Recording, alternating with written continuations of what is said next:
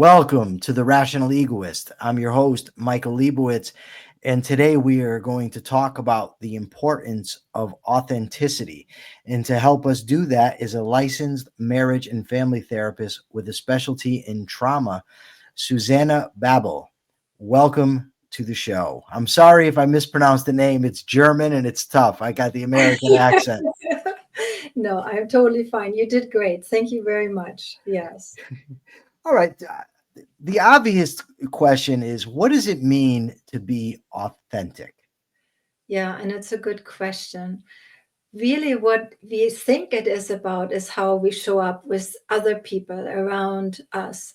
But it really is how you show up to yourself and with yourself, how you listen to yourself, and that you're honest with yourself, with what you need, what you want. And that is really authenticity. Now, I got to tell you, there was a long portion of my life where I was not authentic and I wanted to, I don't want to say please because I was a bad person. I don't know if you know about me, but I spent a lot of time in prison.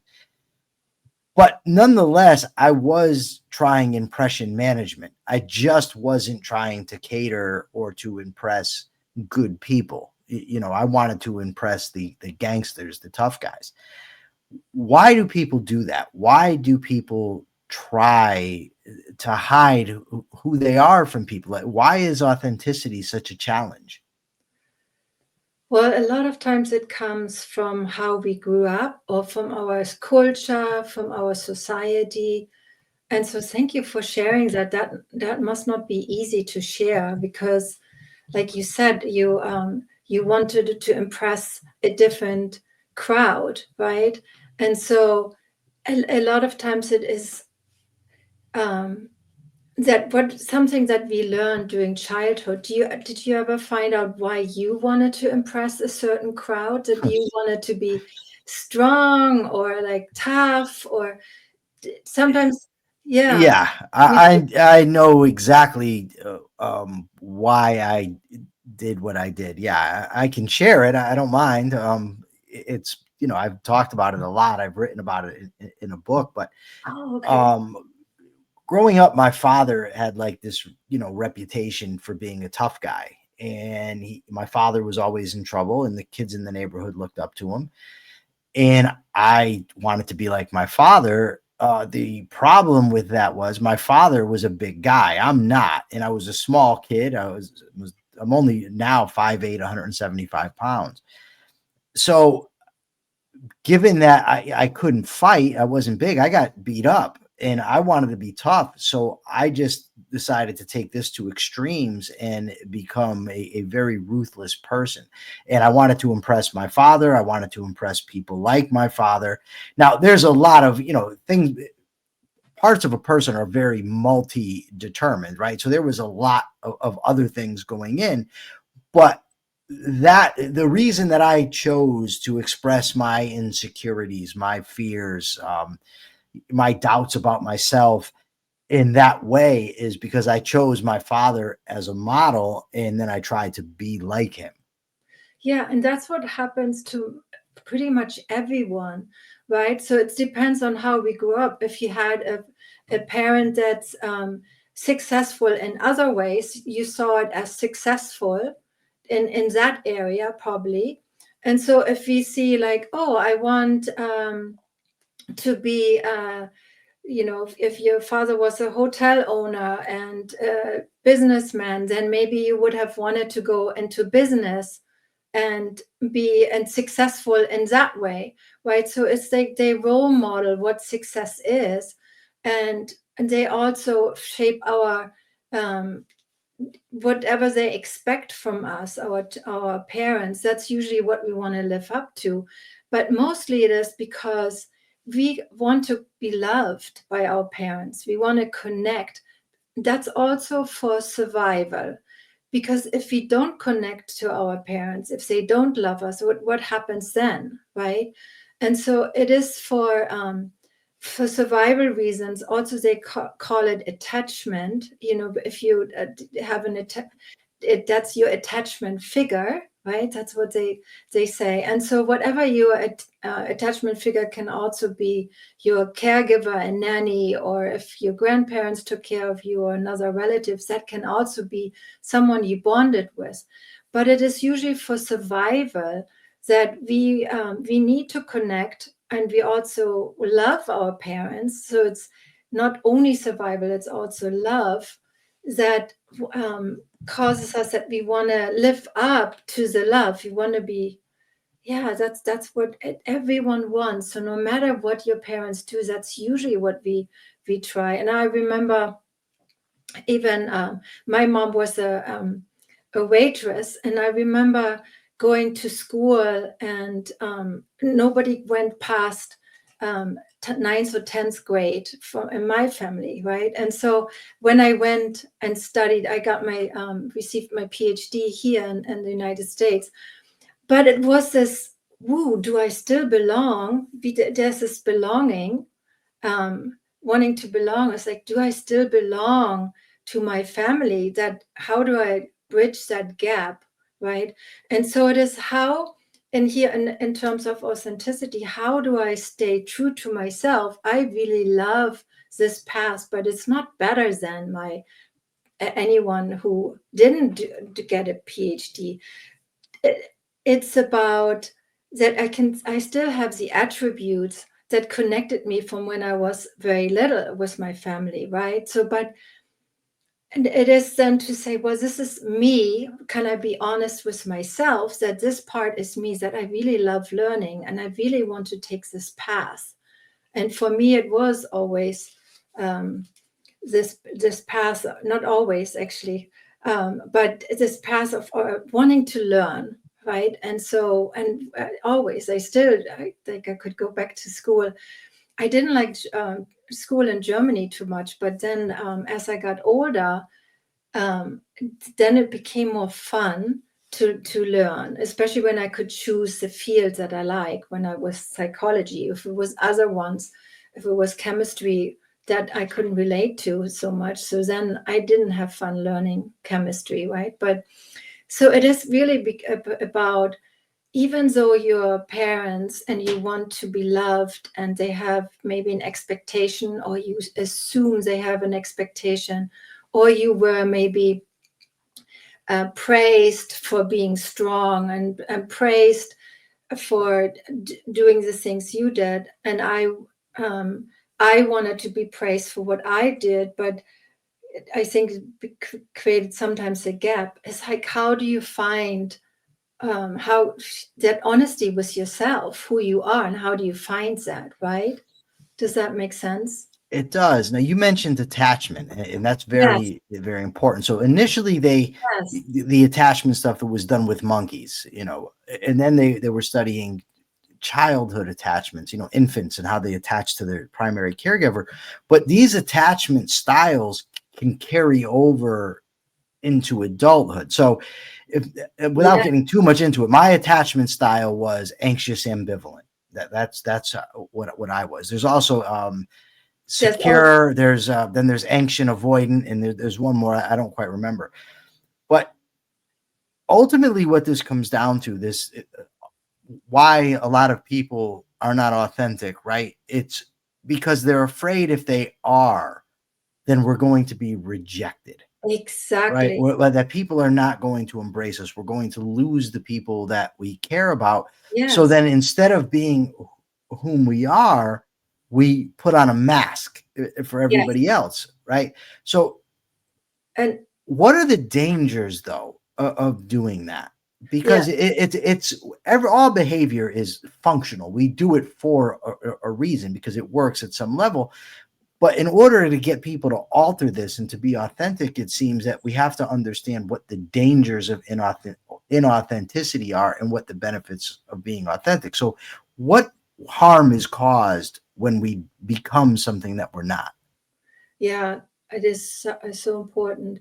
Winnicott calls Donald Winnicott called it the false self, and I think that's I like that term. If you're a false self rather than your true self, the danger is that as you get disconnected from your true self, from your who you really are, your authentic self, is that line between the false self, your mask that you mentioned, and who you are becomes thinner and thinner and thinner. And who you are, truly are, this they can direct you in your life, right? So it directed you on that path, right? And so if you can be finding out what is really your interest and how can you feel strong, how can I feel I belong even though I have a different education, how if I disconnect to myself, then I have, first of all, I abandon myself, right? And so what happens if I abandon myself is then my psyche goes into a stress mode, survival mode, because it's like, oh, she's not there for me. I don't feel safe if I'm not there for myself. So you go into stress mode.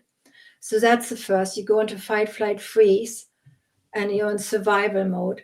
Then when you are not yourself, then there's no one there to direct you. So you always have to go to other people to direct you. You become dependent on other people's opinions.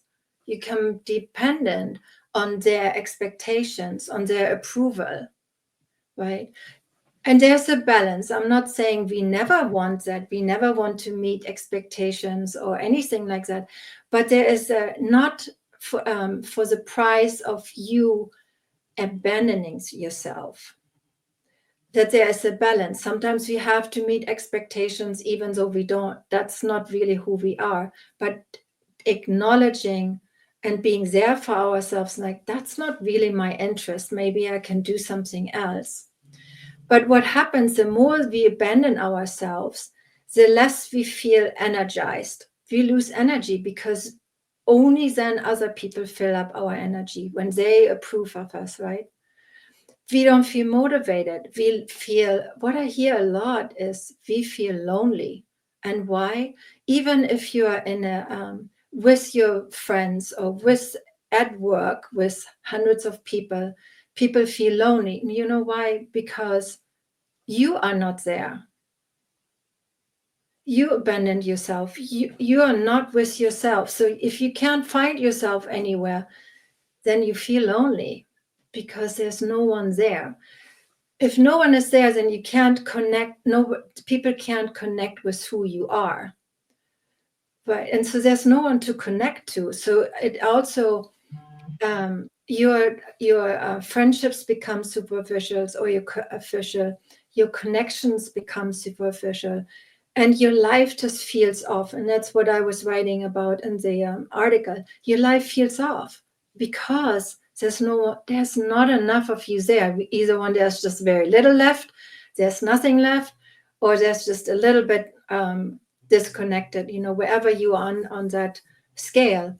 But so then there's so many, there's so much danger in it, because you then also, your body is also going in survival mode. So it's not only emotionally you go in survival mode, and physically you go in survival mode. So what happens a lot of times is that if you don't have, there's no way you listen to yourself, you're honest to yourself, all of a sudden your body wants you to, knocks at the door and says, hello, anyone there? Can you please listen? And if you don't listen, I'm going to give you a big headache, or I'm going to give you some chronic pain. And then you go to a doctor and they say, oh, it's, we don't know why you have pain. There's nothing that we can find. But you developed chronic pain because you're not there. So it keeps wanting to pull you in. So it's really important to listen inward and not only outward, It seems to me, right, that there's sort of a reciprocal influence, right? So because I feel insecure and I fear rejection or I fear loss or I'm not going to meet others' expectations, I create a false face, right? I become something Yes. I'm not. But then I'm also aware that I've done this. So then I start to say to myself, in the back of the mind somewhere, I must be worthless given that I'm pretending to be something I'm not, which then makes you say, I better pretend to be something I'm not because I'm worthless, and so on and so forth. So And true. I guess like what we want to do, right, is to kind of break that, to step out of it into, it's not just right about finding who we really are, but creating who we really want to be, who is going to be the truest to ourselves. Yeah, that's a tricky one because you just have to watch out that wanting to be yourself is not an expectations of others, and Yeah. that's why it can become tricky, right? So I think it's more about exploring who you are rather than wanting to be who you, right? The wanting is always feels to me, just tell me if that resonates, is more about what you expect from yourself, and that might not be who you are.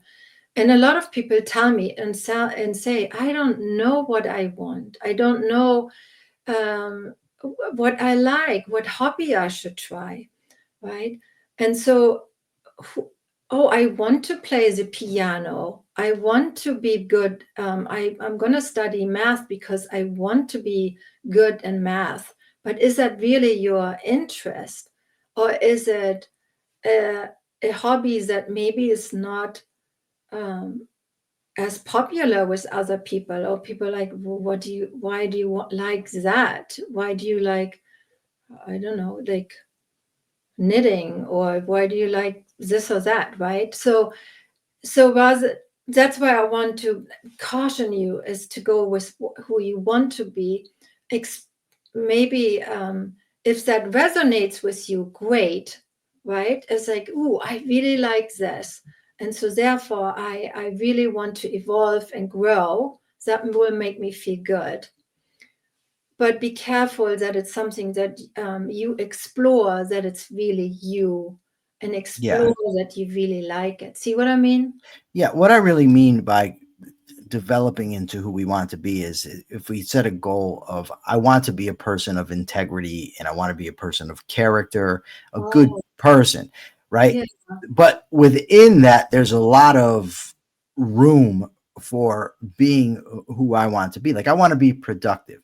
But if I go and I become a doctor because I think that's what other people want me to be, I'm going to be miserable.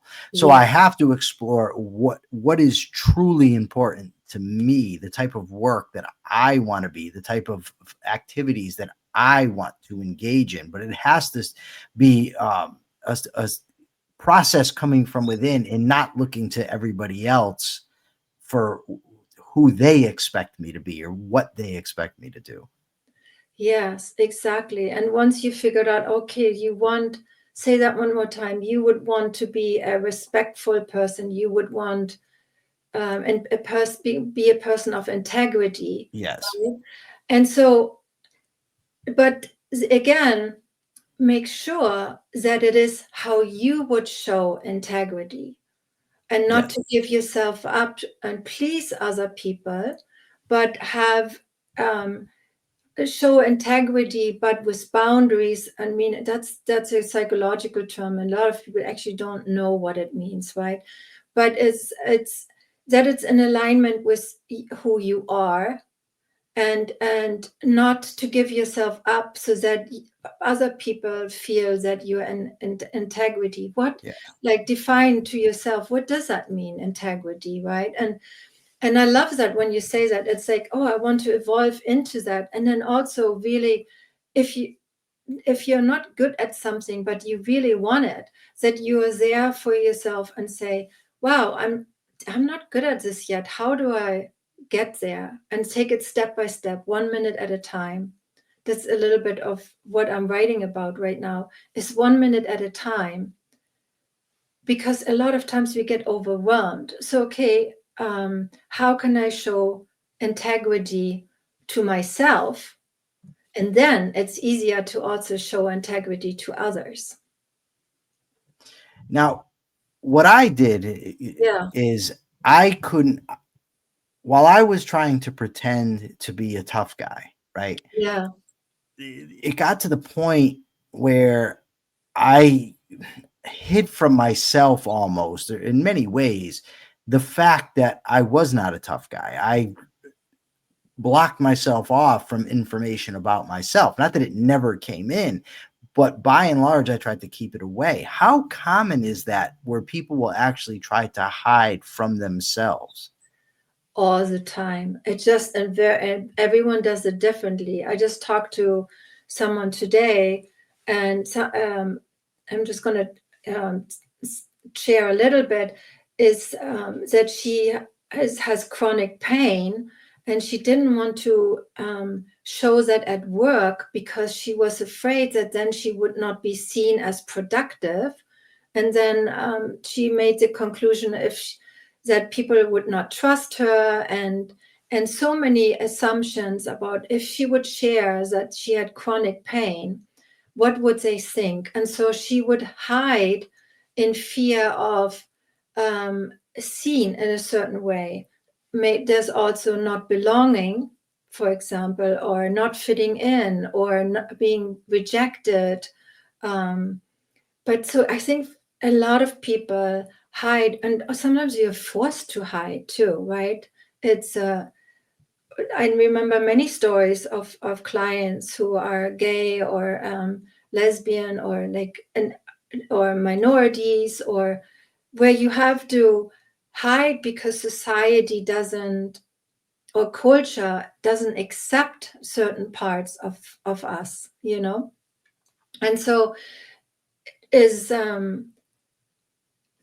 it's for society, but also sometimes we don't want to we learned during childhood, for example, if we were not accepted the way we are. For example, if we are let me know if I'm not on topic, bring me back, because I'm a little bit nervous, so I wanted to make sure I come back. But so if, for example, you have a narcissistic father, which means you are, as a child, an extension of your father, and you don't have your own world. In fact, when you are if you try to be yourself, and that's different from a narcissistic father, I'm just saying father, it could be mother too, or whoever, then you get the message not to be yourself, and you start hiding, because you might even get punished with a narcissist because they can't handle you not being the same, or because you're an extension. So then you start hiding it, so because otherwise you get punished. But after a while, it is internalized. This is your norm, and your norm is then you are normal, right? And society does that a lot too, where it becomes, if you're not the norm, then you don't become, then you're not normal, But it's many things. So it's your childhood internalized, it can be society or culture. See, there are many reasons why we hide, and then we don't even know we are hiding because we had to do it for so long that we don't even know how to show up for ourselves or ourselves to others. So what I'm talking about, though, is almost like a denial, like when people refuse to admit to themselves things about themselves. So when I decided to embark on the change process, I knew that I had to accept everything about myself. I needed to admit to myself exactly what I was, exactly the type of person I was going to be, because I can't change what I won't acknowledge.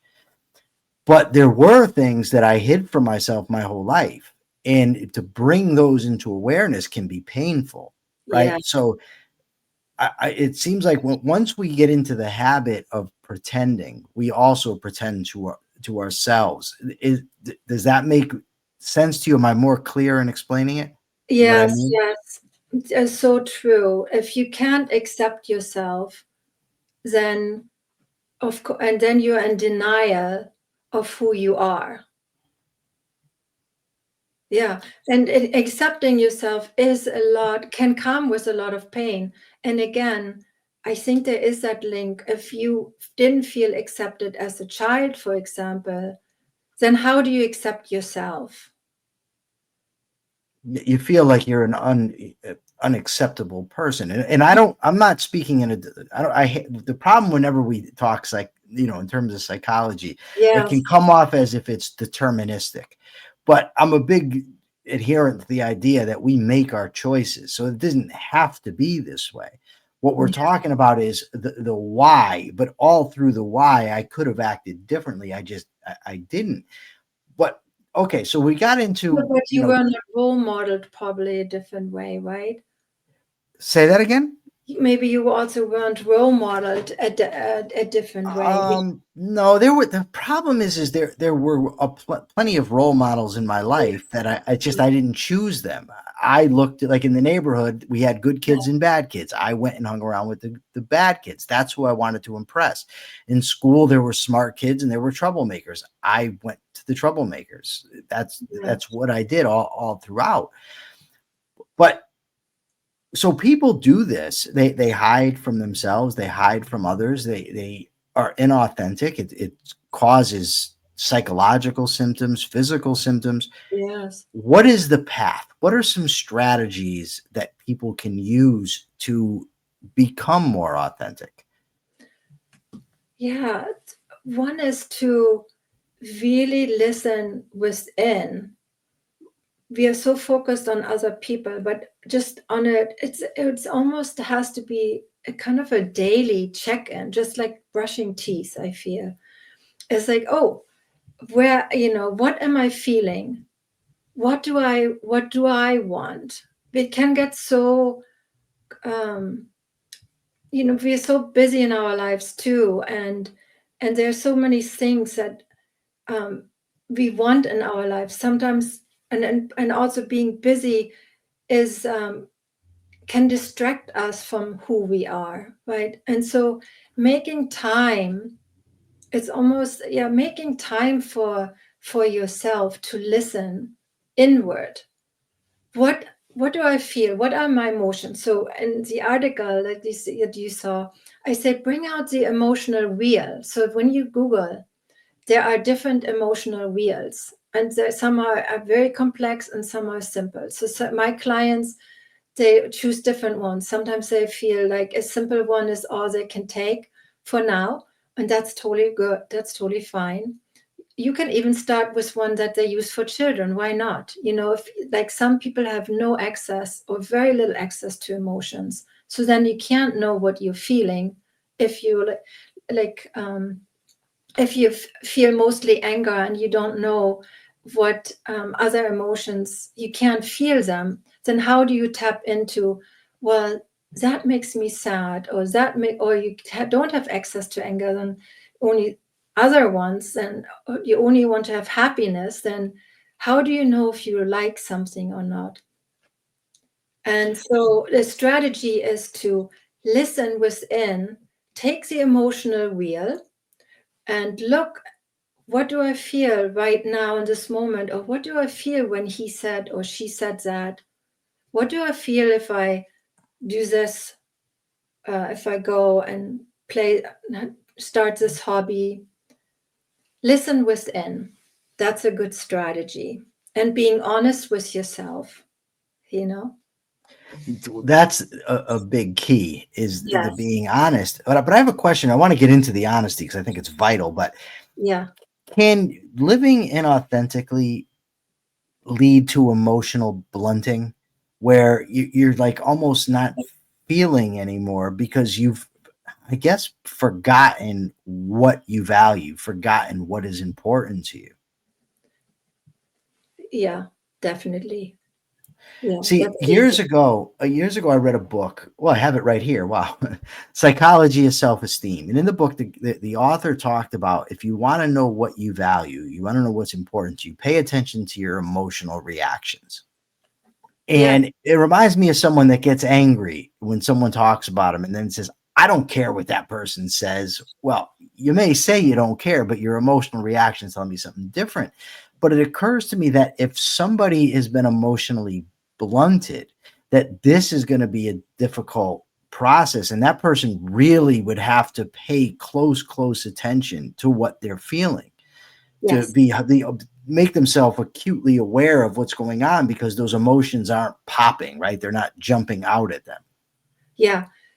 So important. I have lots of clients like that. And it's a forgotten, or you never forgotten, or you were punished for having them, right? So it's not safe to have them. Forgotten or is not safe. And important step is to 1 minute a day of looking at the emotional wheel. And it's beautiful that what you read about the book. I love that. You see it from your reaction. So if you see that you go, like if you write down your emotions every day for 1 minute, and you see, oh, I've been mostly angry. Have I ever been sad this whole week or this whole month? However long you do it, kind of like log it. It's like, ooh, I must not allow that one. But you see on that emotional wheel which of the emotions you overuse or underuse. And those are mostly gonna impact you. And if you don't connect to those emotions, then your body will respond to it as well. And you will react to things in a non-logical way, because you can't respond with an emotion that let's say if you don't allow yourself to have sadness. Like I have a woman who said she never cried in like 30 or 40 years. And so if you don't have that accessible, what do you do with grief, right? So then instead of grieving, what do you do instead? And so the psyche only can then react rather than respond. So then it becomes a trigger rather than something you're responding to and processing. And it just builds up and builds up and builds up. So I want to return to the honesty. Yes. Because authenticity entails being honest with myself. I have to be willing to admit to myself who and what I am, what I think, what I feel. But it also means being honest with others. Yes. Not pretending, being sincere. And the thing is if I am pretending to be something and other people become my friend based on what I'm pretending to be, they don't really like me, right? Exactly. They like this facade I'm putting out there. But Yeah. I want people to like me for me. If they don't, then they can beat feet, get out of here. Because what do I want that for? I want to like me for me, and I want the people in my life to like me for me. And that's what authenticity brings: real friendships, real interpersonal relationships, right? So true. Yeah, it does. Like I said earlier, if there's no one home, then what do they connect to? And right? They can't connect to you. You don't have a connection. So what are the rewards? And after this, I'll let you go, but I really want to know this. What are the rewards to living authentically? Because I don't want it to be just about, well, if you don't live authentically, you're going to suffer. So therefore you should live authentically, because there's also benefits that come with being an authentic person. Being authentic or inauthentic? Being authentic. When you're authentic, there's benefits that come along with it. Yeah, well, the benefits of being honest with yourself and with others is that you have true connections. Like you said, then you have friends that actually like who you are, and you feel a deeper connection, and you don't feel as lonely. You people who are not. This is not for everyone, but if you're depressed, this could be one example. that you are less depressed because you don't feel lonely, because you're actually connecting. So the benefits are that you have more joy, right? And you're leading a life that is fulfilling. If you lead a life that's for others, it's not fulfilling. Yeah. Yeah, it's about, to me, ultimately happiness, right? Yeah. I can achieve happiness, joy, like you said. It's just my self-esteem goes up. I feel better about who I am. I'm able to have better relationships. I'm better at work. Everything improves. Not immediately. I mean, it's not, it's not all sunshine and puppies. No. It's hard work, but the rewards are well worth the effort, I would say. I love that you point that out because it is actually really hard at times, not all the time, and only temporary. If you forgotten or how to be authentic, that path is in the beginning rocky. So I think that's also important to acknowledge, right? And that is the part we want to listen to too. It's like, oh, it's okay that it's rocky, but the benefits will be that once I learned to be honest again with myself and to true by myself, I actually feel more joy and happiness. Absolutely. Susanna, thank you so much for being here with us today, for lending us your time to talk about this. Where can people find you? So I am, my website is www.drbabbel.com. I also write on Psychology Today. I have an Instagram, and yeah, just search my name and then I will pop up. But yeah, Awesome. yes. Thank you so much. And thank you for sharing too and being vulnerable. No problem. Being you, being you. Yes. For Yes. now, this is the Rational Egoist signing out. I'm Michael Leibowitz. Till next time.